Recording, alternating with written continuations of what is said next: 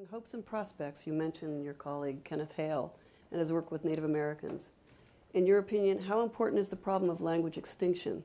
That is, how important is it for humanity to preserve the current level of linguistic diversity? Well, Ken Hale was a friend of Ann's as well. The teacher was a fantastic linguist and person also. He worked extensively with indigenous languages all over the world.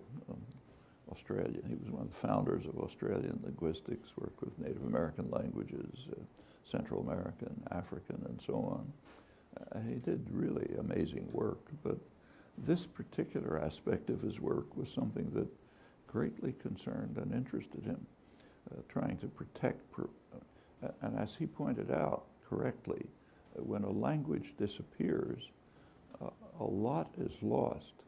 A language is a repository of cultural wealth. It's a way, this actually relates to what I was saying before, each language is a way of understanding and interpreting the world. It carries the wealth of tradition and history, oral history, which can be extremely rich. I mean, like say, takes the Bible, for example. For 1,000 years, that was oral history before anything was written down. Homer's oral history, and that's all over the world. We're losing those treasures every time a language disappears. And for the people themselves, they're losing their identity. If English disappeared, we would lose our cultural identity. And that's the same is true if it's a small group somewhere. Well, one of Ken's achievements in this regard, which was quite spectacular, was to take a language which was one of the major languages spoken right here before the colonists came. Remember, the United States is not an ordinary form of imperialism. The United States is a settler colonial society. In fact, that's true of the whole, what's called the Anglosphere, the countries that grew out of the of Britain's imperial domination.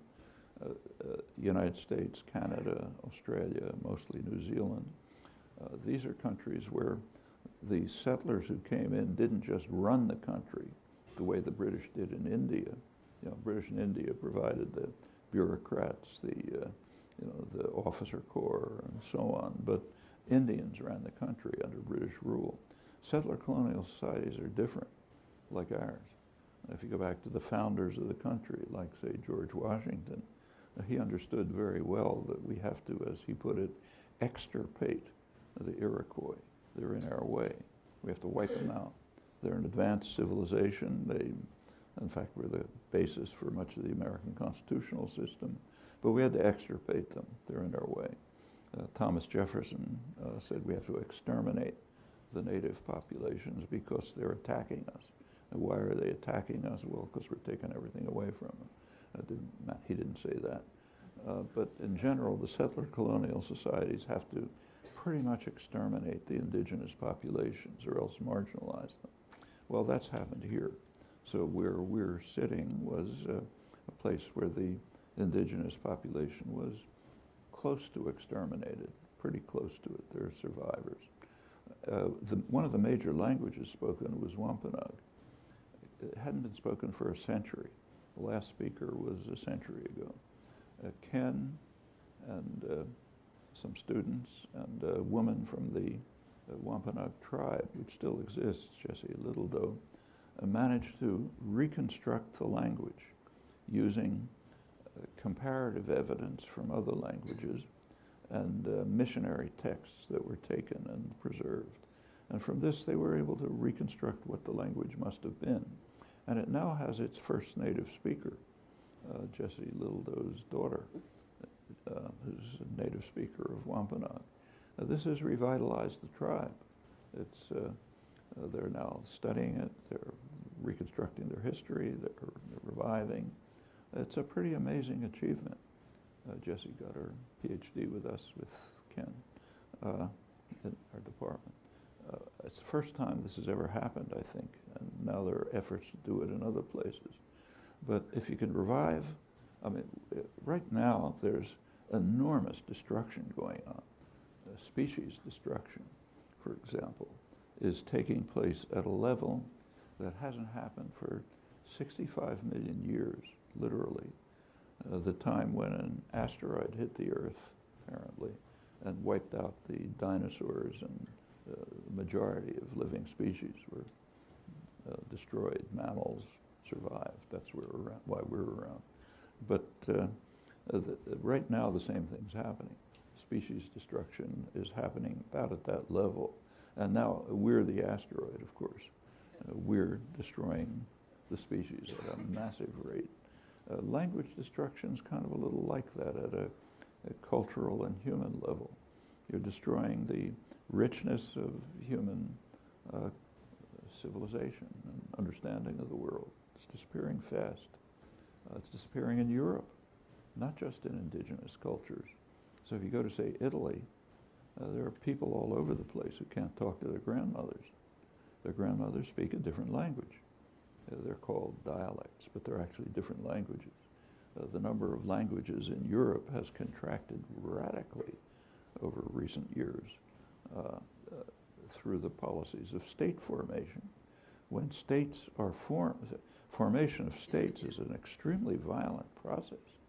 It imposes a rigid form on societies which bringing together people who have nothing to do with each other and separating people who have everything to do with each other.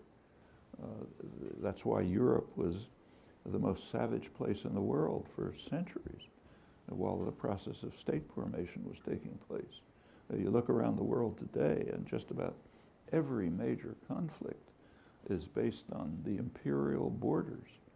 Borders were imposed by the imperial powers for their own interests, forming states which have no significance for most of the people. So take, say, Pakistan and Afghanistan. We talk about terrorists crossing Pakistan to Afghanistan. Many of them are just Pashtun, moving from one part of Pashtun territory to another part of Pashtun territory, which is separated by a line that the British imposed, the Durand line, which the Afghans have never accepted and the Pashtun have never accepted. That happens everywhere. President Obama, one of his achievements has been to break all records in deporting undocumented immigrants, almost 2 million. They're crossing a border, the Mexico-U.S. border, which, like state borders generally, was established by brutal violence and aggression. The U.S. conquered half of Mexico.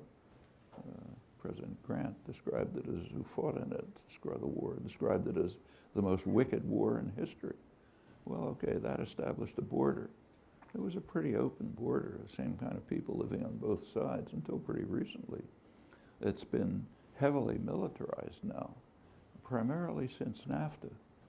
When NAFTA, the North American Trade Agreement, was instituted, President Clinton, his advisors, understood very well that this is going to devastate the Mexican economy, and it's going to destroy Mexican agriculture. It's going to undermine small business and so on. Mexican campesinos can be quite efficient, but they can't compete with highly subsidized U.S. agribusiness. So there's going to be a flow of immigrants, so we got to militarize the border to prevent them, send them back. Right now, to this day, right here near Boston, right around us, there are people fleeing from the Guatemalan highlands, Mayan Indians fleeing from the Guatemalan highlands. Their languages are also being destroyed. Why are they fleeing from the Guatemalan highlands? Well, under Ronald Reagan, the U.S. supported a genocidal attack on the highlands and the Mayan Indians by the military dictatorship we were backing in Guatemala. And the devastation was so extreme that they're still fleeing. Well, they're fleeing, we deport them. They're coming across from Mexico, we deport them.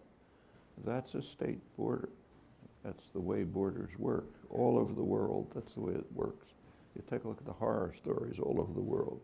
Almost entirely the result of the imposition of state borders, which also has the consequence of wiping out lots of languages. When you impose a state border that constitutes, say, France or Italy or Germany or Guatemala or whatever it may be, or the United States for that matter. You're wiping out huge numbers of languages which are internal to them. Well, this is a kind of, it's not species destruction, but it's kind of analogous to us. And it's going on all the time. And the effort to save species, cultures, societies, languages is a major effort happening in Europe too. So right now there's a referendum coming up in Catalonia, another one in Scotland, asking about autonomy or independence. That's dissolving the European state system, something which has been going on for a while, and reconstructing the languages. Actually, I visited Barcelona in the late 70s. You couldn't hear a word of Catalan. It was spoken, but secret, because under the dictatorship, which the U.S. backed, it was barred. 10 years later, if you go to Catalonia, all you hear is Catalan. It revived. The Basque languages revived. Other regional languages are reviving. If you walk around Wales, kids walking out of school are talking Welsh. Things like this are happening. Ken's achievement was unique, but it's a kind of a natural development, I think, should be stimulated myself. But we should recognize that there's enormous loss when the cultural wealth of a society disappears. And that's encapsulated crucially in its language.